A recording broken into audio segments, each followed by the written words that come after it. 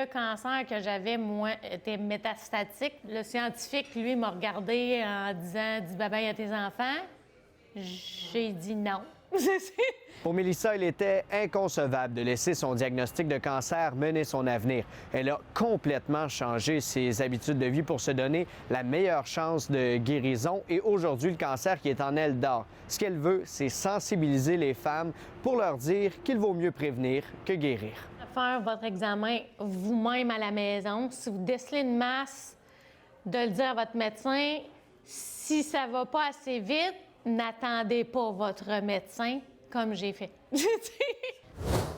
Dans le contexte actuel, avec les hôpitaux qui débordent, offrir des rendez-vous de dépistage rapidement est tout un défi pour les établissements de santé. Mais il y a certaines régions qui se démarquent, comme ici, en Mauricie.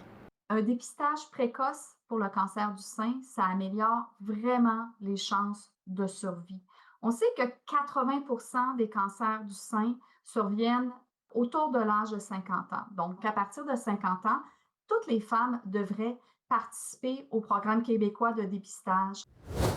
Accompagner les gens atteints de cancer à mieux vivre avec leur diagnostic, c'est la mission que se donne l'organisme cherbourgois La Rose des Vents.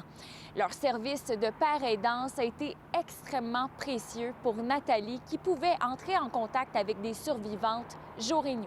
Parfois, je pouvais avoir une angoisse à 1h du matin, là, puis écrire. Là. Puis mon téléphone, il allumait comme une lumière. C'était clairement comme une espèce de phare dans la nuit, là. Une espèce de lumière comme ça qui arrivait, puis il y avait une fille qui pouvait me dire « Moi aussi, j'ai vécu ça, là, t'inquiète pas, ça va ». Et pendant que plusieurs travaillent fort pour accompagner les patientes, la science, elle, continue d'avancer pour améliorer leurs chances de s'en sortir. On m'a offert le traitement à l'étude clinique.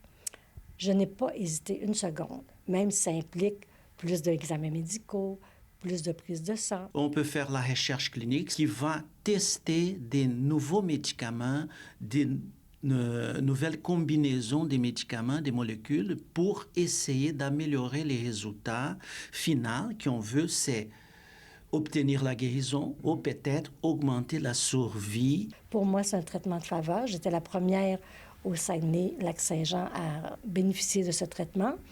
Et en même temps, je me fais un cadeau.